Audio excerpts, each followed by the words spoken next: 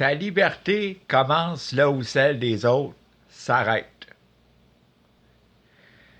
Mais si toujours là où la liberté commence, tout le monde commence à te brimer de cette liberté-là dont on parle, quelle liberté te reste-t-il sinon d'imposer ta version de la liberté afin que tout le monde soit libre?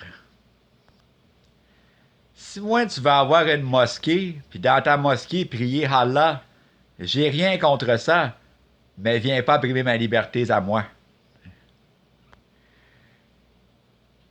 Une surpopulation, c'est synonyme de quoi ça?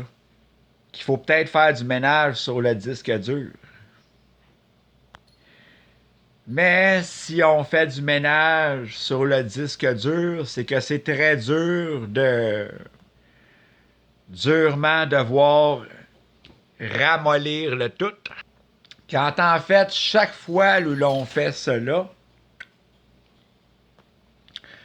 l'on ne pense pas que l'acte de violence est issu d'une personne malheureuse qui essaie tant bien que mal de témoigner de sa souffrance intérieure. La solution serait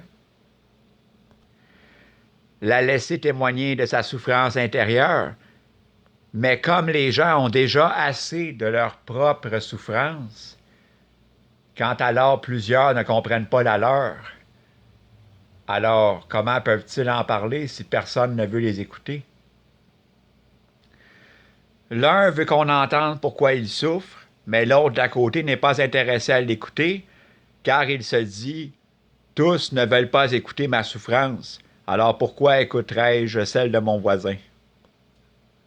Là où justement toute la prolifération de la souffrance et la discontinuité de cette maladie mentale propagée sur tout le monde ne cesse de grossir. Hein. Comme le fait que finalement, tu es écœuré d'être bandé, puis que tu peux pas contrôler ton pénis, et que tu aimerais donc ça te faire sucer le bat. Là, les gens vont dire, il est donc bien vulgaire, quel langage des plus inappropriés. Mais qu'est-ce que tu veux que je te dise? Quelle que soit la façon dont on parle de sexe, lorsqu'un pénis est en érection, ou qu'un clitoris demande à se faire frotter, là, on ne peut combattre ça, à moins d'abstinence et de dire que on pourrait peut-être alléger tes souffrances alors que la fin justifie les moyens, avec trois façons. En écoutant les personnes davantage au lieu de les rejeter, en ayant des perceptions erronées à leurs propos, ou en les sous-estimant parce qu'ils sont sur l'aide sociale, ils sont assis sur un divan, sont en train de te révéler la façon de vivre, alors que finalement, ils n'ont aucun diplôme pour te le montrer.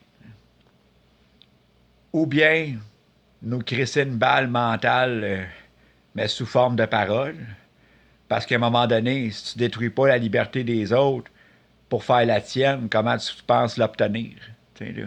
Parce que si tu laisses tout le monde te détruire, j'appelle pas ça de l'humilité et de l'humiliation à titre d'humilité et de pardon face à Dieu et face aux gens et de Jésus pardonnait.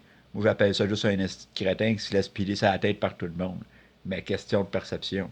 Mais si tu violentes la personne qui te prive de ta liberté, que tu la tues, ben là, tu comprends que tu as agi par la plus grande maladie que tous les êtres humains ont. Un manque d'amour refoulé, direct dans ta face.